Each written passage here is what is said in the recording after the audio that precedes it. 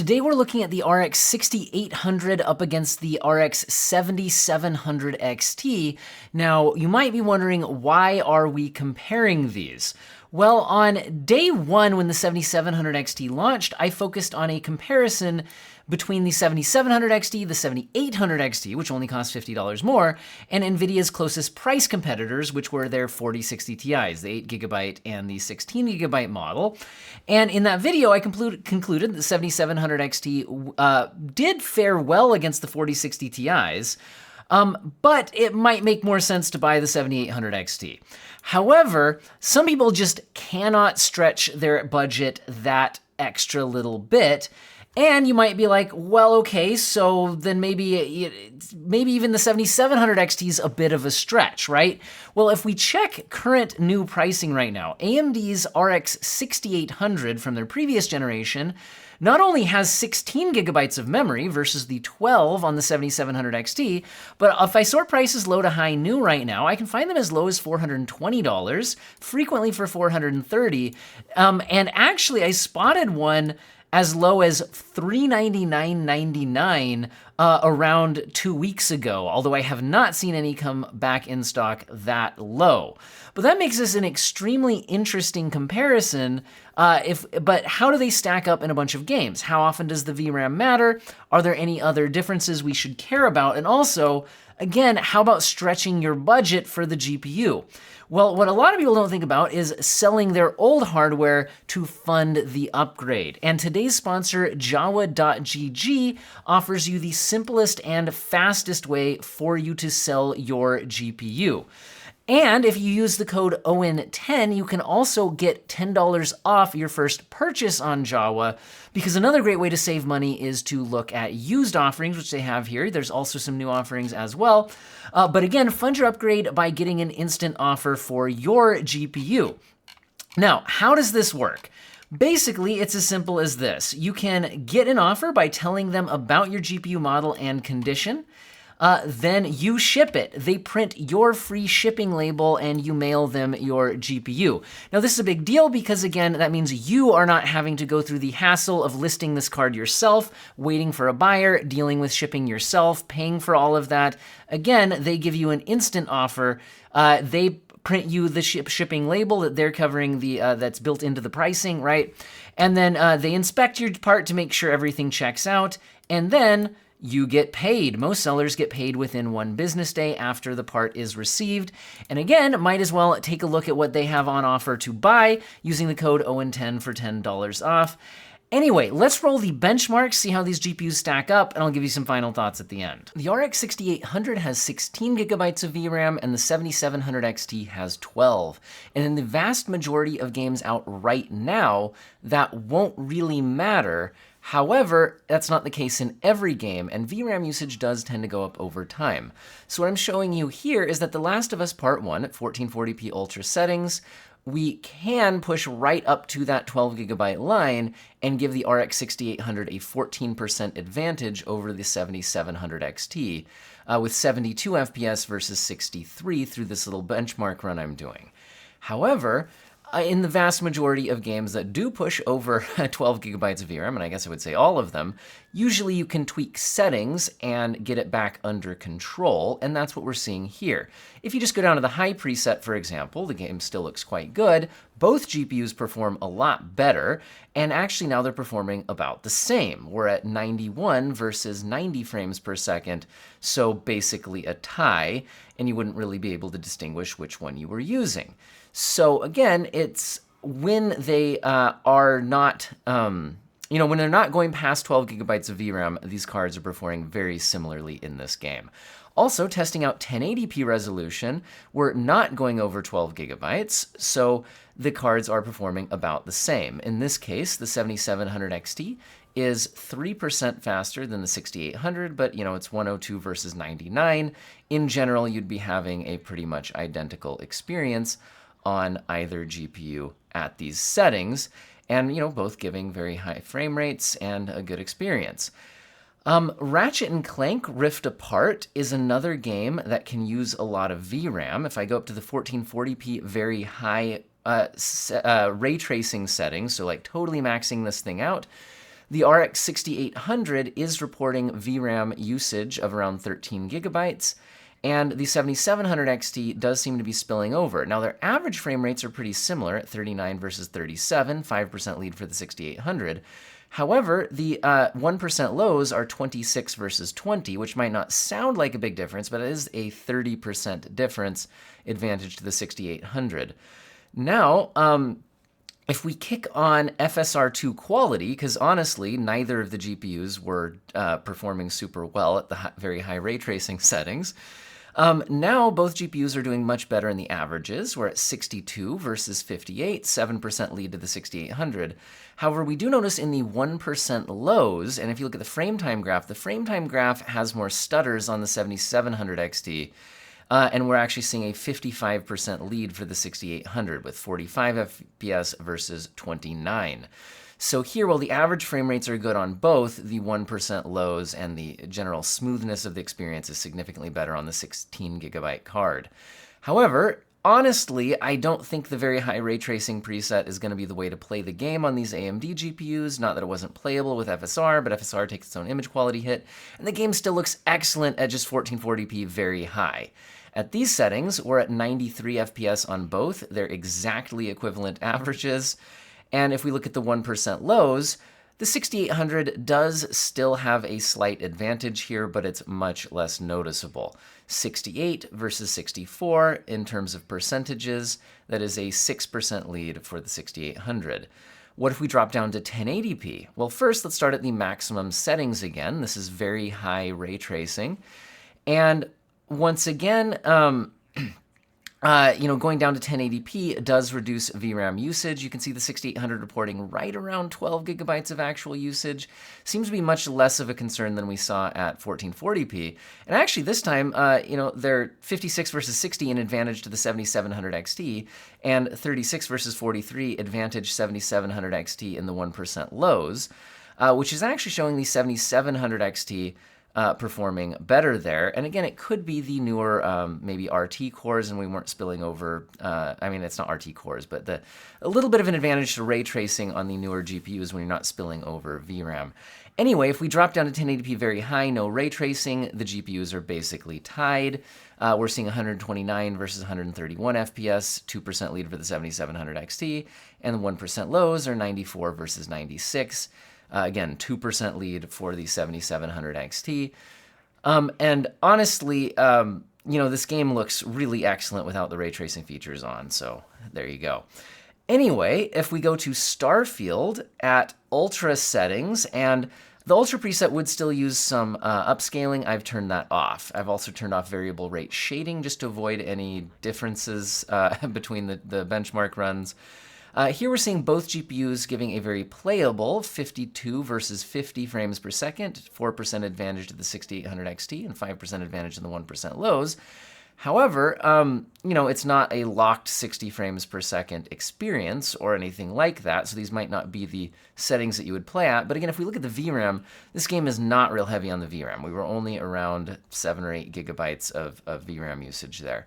If we go to the actual Ultra preset, although I still turned off variable rate shading, this includes FSR at a 75% resolution scale. That's actually higher than what would be considered the quality preset, which most games have rather than the percentage slider. A quality preset would be a 2/3, so in other words, 67% resolution scale. Here we're seeing the 6800 able to average 60 FPS, but the 7700 XT is at 57, so 5% advantage to the 6800, 4% advantage in the 1% lows. So again, pretty similar results when we're not VRAM limited. What if we drop down to the high preset? Now, the high preset would again enable FSR, but before doing that, I turned it off. So again, no FSR, although I did turn off variable rate shading again. And here we're seeing the 6800 able to average 61 frames per second. In fact, the frame rates here are about what we saw at Ultra with FSR 75%. Going down to high, but turning off the upscaling gives very similar frame rates. The 7700 XT at 57 frames per second, so just shy of that magical 60 FPS mark. But it's a 7% advantage here for the 6800 in the averages and a 6% advantage in the 1% lows. Now, what if we drop down to 1080p resolution? At 1080p, if we go to Ultra, and again, turn off FSR, I think especially at 1080p, turning off FSR if you have enough enough performance is probably the way to go for an image quality perspective. And again, variable rate shading off as well. They're both averaging right around 60 frames per second, although it's 63 versus 61, so that is a 3% advantage to the 6800. And the 1% lows are 53 versus 51, which is a 4% advantage to the 6800. So again, while it's technically a win, these aren't the kinds of differences you'll really notice when you're playing a game. If we go down to 1080p at the high preset, but again, turn off upscaling. If you're getting good enough frame rates at 1080p, again, probably best to keep FSR off from an image quality perspective. Here we're getting better frame rates, in this case 74 versus 71, advantage 6800. That's a 4% lead in the averages. And the 1% lows are 62 versus 60, so a 3% lead for the 6800. And this does mean that you could probably lock to a nice 60 FPS steady cap if you wanted to, at least in this scene in New Atlantis. It's a pretty demanding scene, but not necessarily the most demanding scene in the entire game. Let's jump to some Unreal Engine 5 testing. This is Immortals of Aveum, and this uses all the Unreal Engine 5 major features. We've got Lumen, we've got Nanite, I think we've got virtual shadow maps, all of that. And if we go to the Ultra preset, no upscaling, we've got below 60 FPS on both of these GPUs at 1440p. It's 51 versus 52, and the 1% lows are tied at 44. So this is technically a 2% advantage for the 7700 XT, but I think more realistically it's an exact tie. VRAM usage doesn't seem that crazy high, around 8 or 9 gigabytes of VRAM usage. If we go to FSR2 at the quality setting, performance bumps up significantly, and at 1440p, this might be an image quality versus performance trade-off you'd like to make. And we're now seeing 74 FPS versus 77, advantage 7700 XT, which is a 4% lead now. So again, technically a win, but not something that you're really gonna majorly notice a difference on the two GPUs. In the 1% lows, we're seeing 65 versus 67, so 3% lead for the 7700 XT. And overall, this is a very playable experience here and looks good at FSR2 quality, Ultra 1440p, and is very playable. If we go down to 1080p Ultra and turn off any upscaling, we're now seeing 72 versus 76 FPS on average in this scene, advantage 7700 XT. That's a 6% advantage now, so expanding a little bit, but still within the range of would be hard to tell in a blind A/B test or something like that. And the 1% lows are 62 versus 65, so a 5% lead for the 7700 XT. Sometimes I call more than a 5% lead a win and 5% or less a tie, so we're right on that borderline here. But anyway, they're both performing well at 1080p Ultra. Now, let's test out some other Unreal Engine 5 games. This is Remnant 2, and Remnant 2 at 1440p Ultra settings is very demanding. This game, I don't think uses Lumen, but it does have Nanite, and I think virtual shadow maps, although I think the Ultra preset now disables them. Anyway, here we're getting 60 FPS on the 6800 and 59 on the 7700 XT. That's technically a 2% lead for the 6800. The 1% lows are also a 2% lead for the 6800 at 52 versus 51. So this is a very demanding game, but they are able to average right around 60 frames per second at the Ultra preset. But the developers of this game did say it was designed with upscaling in mind. So if we kick on FSR2 quality, you notice that we do get a very sizable performance bump, going from averaging around 60 to now averaging around 80.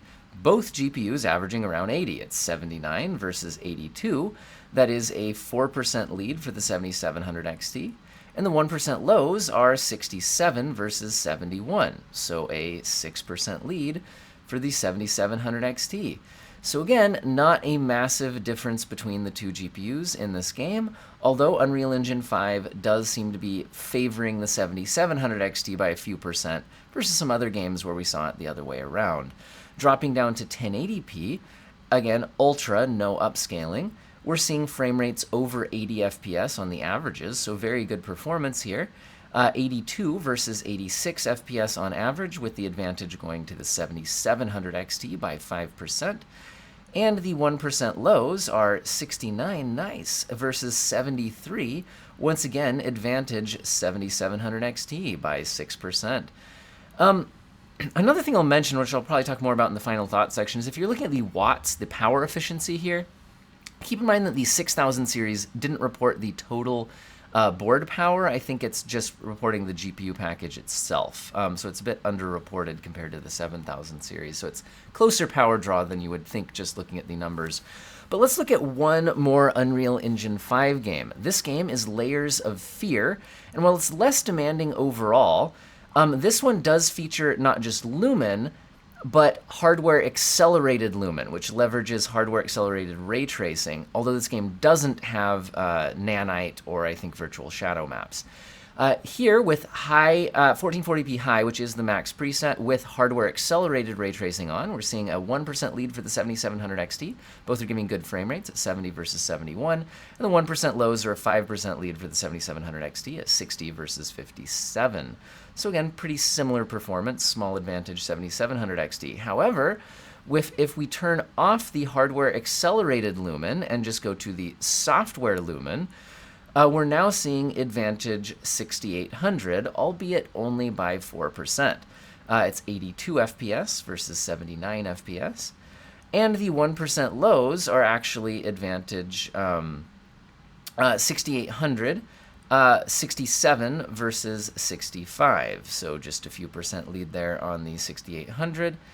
And in my playback footage here, it looks like I accidentally typed the 3% lead on the wrong GPU, but I'll try to fix that in editing before I publish this. But if I don't, if I forget to do that. Anyway, I'm at least telling you verbally.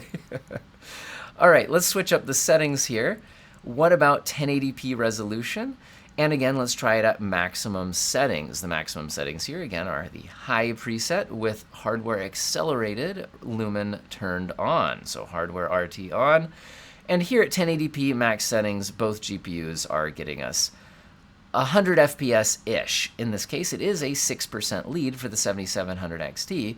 That's 105 FPS versus 99 FPS, so both GPUs are giving a very good experience in this game.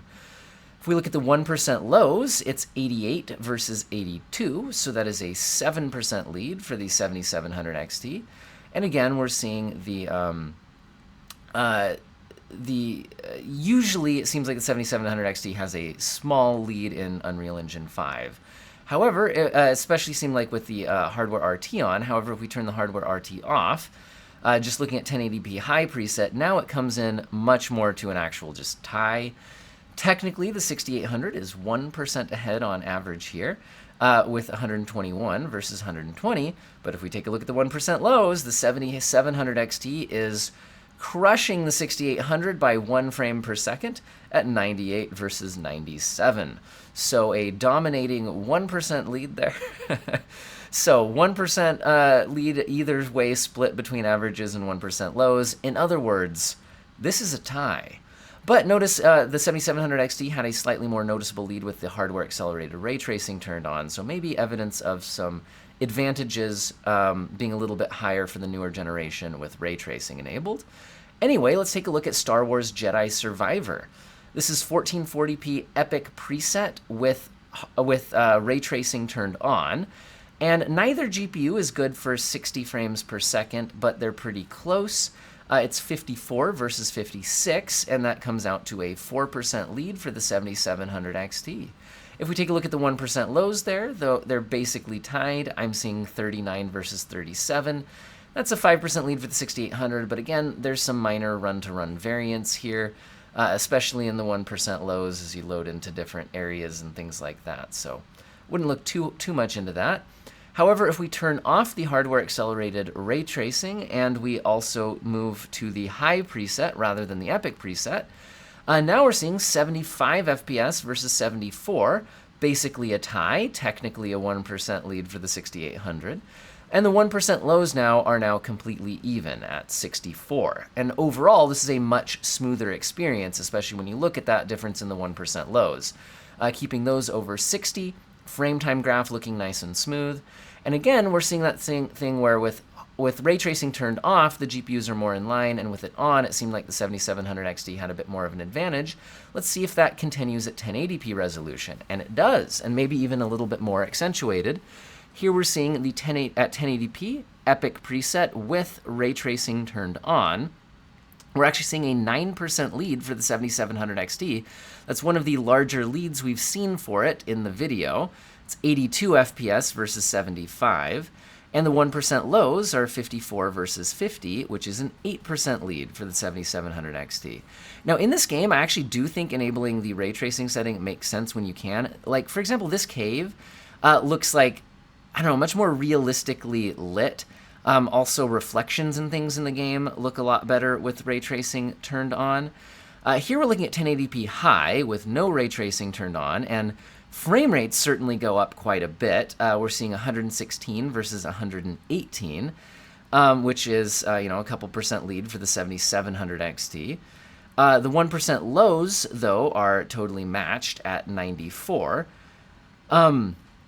So overall, both GPUs performing extremely well at these settings. Again, as you go through the cave with the ray tracing turned off, especially as we turn this corner here, I just feel like the lighting on the walls and things like that, it just feels a lot more fake to me. I don't know how else to put it.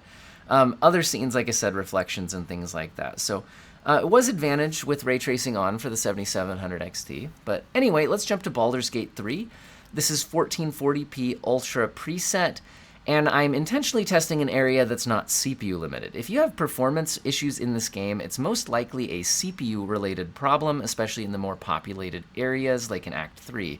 When you're not CPU limited, these GPUs are doing great. 120 versus 116, 3% lead for the 6800, and 79 versus 78 in the 1% lows, so 1% lead for the 6800. If we go down to 1080p resolution, we're getting just frames well beyond anything you need in this style of game. 167 versus 158, which is a 6% lead for the 6800, but again, just not really something that matters much in this particular game at those frame rates. In the 1% lows, we're seeing 98 versus 91, 8% lead for the 6800. But again, this is just really... really, if you have performance issues in this game, they're not GPU related, most likely. It's most likely CPU related.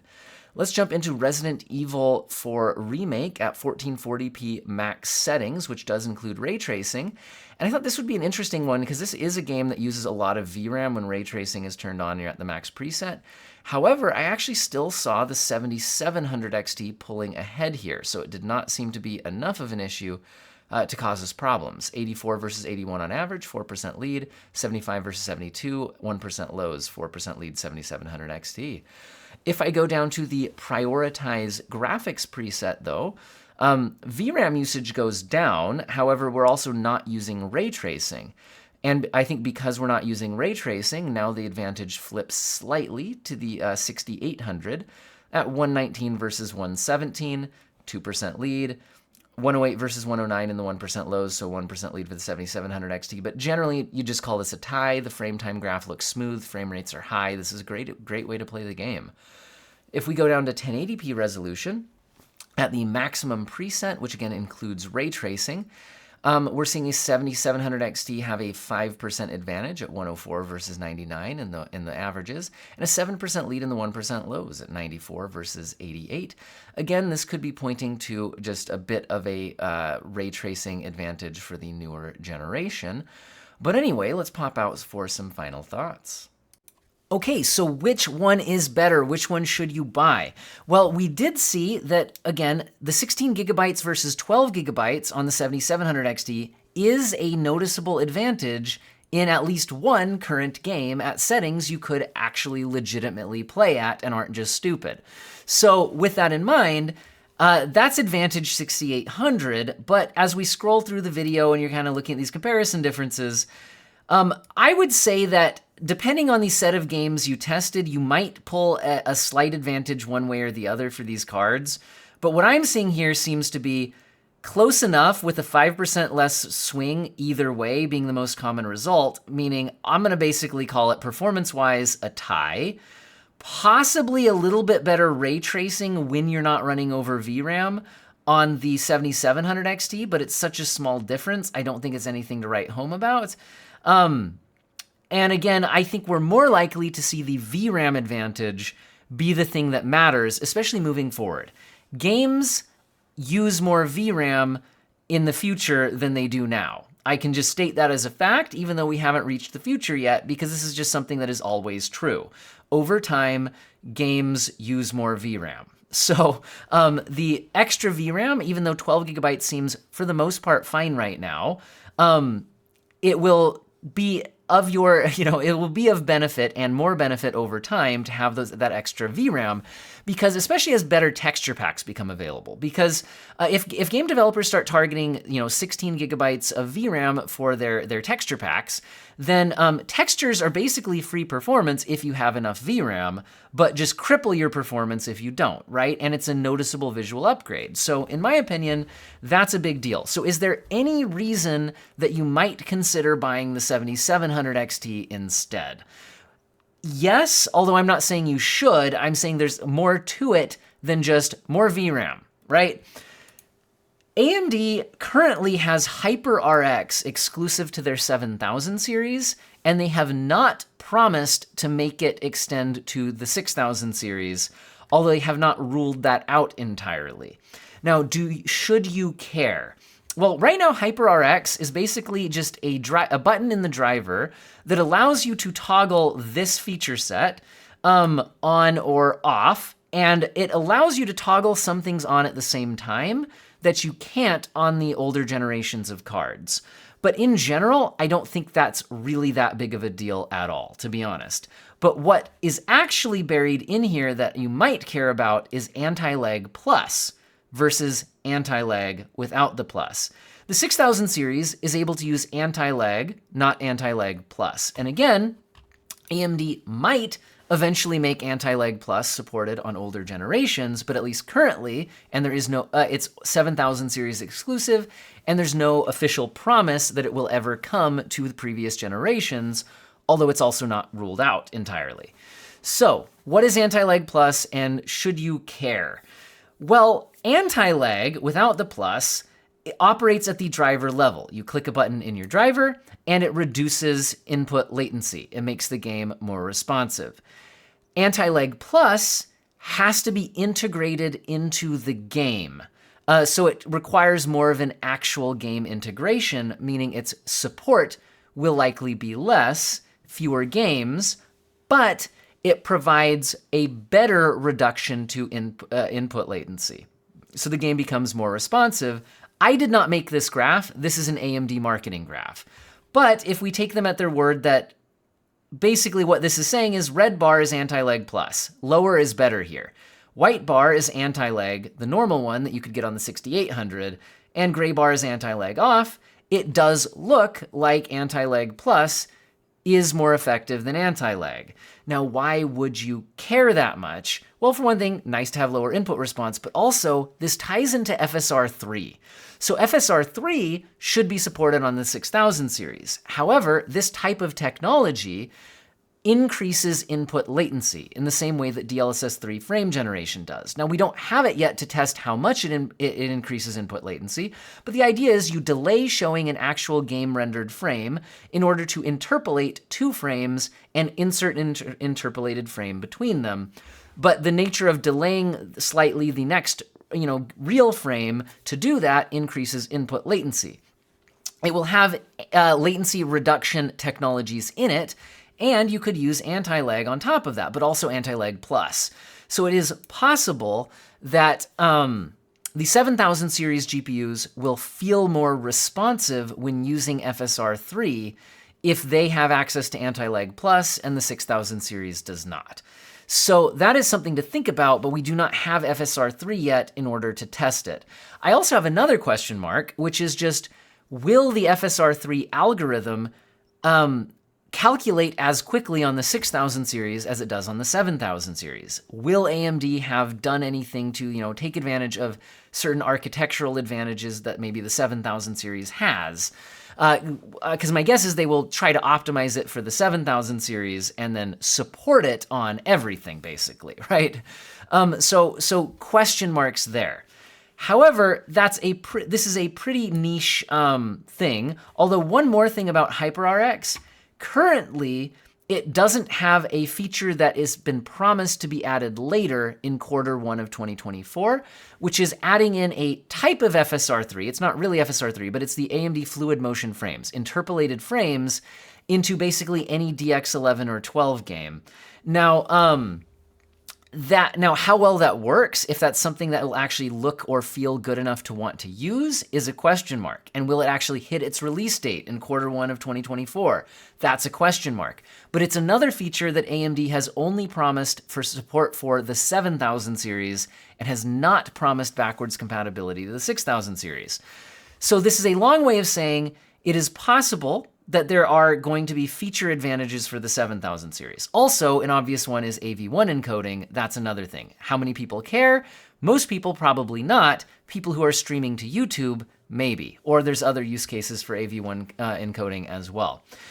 Anyway, so here's my point. If it's coming from a raw gaming performance perspective per dollar, the 6800 is the obvious choice because it performs about the same and has more VRAM, which can pay off. Pricing-wise, the 7700 XT is $450. The 6800 is currently available for $420, and I have seen it as low as $400. So they perform about the same when not VRAM limited. The 6800 costs less. It performs especially better when you are VRAM limited. The 6800 is going to get my recommendation here, but it is important to look at that caveat of possible feature set advantages for the 7000 series and just be aware of that when you're making this decision. In case for you, that does mean you either want to wait and see how all of that plays out before buying, or maybe you're just so interested in these feature sets, the anti-lag plus, something like that, that it does make you want to go the other route. Again, my recommendation is going to be the 6800 while it's still in stock at these prices, and I'm aware that globally that might not be the case, but in the US at least, that is the case right now.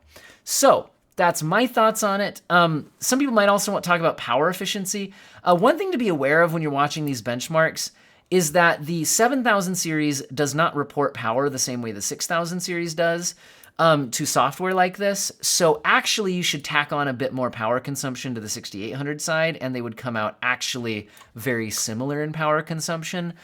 Because the 6000 series, I don't think it reports like the VRAM usage and like the whole board power, whereas the 7000 series does. I think the 6000 series is just reporting the GPU itself. Anyway, so just be aware of that, and I did mention that during the benchmarks, but I know people skip around on those and all that. Anyway, all right, that's my thoughts for today, and remember to fund your upgrade, sell your old hardware on Jawa, and again, code for $10 off your first purchase on Jawa, and I hope all of you have an excellent day.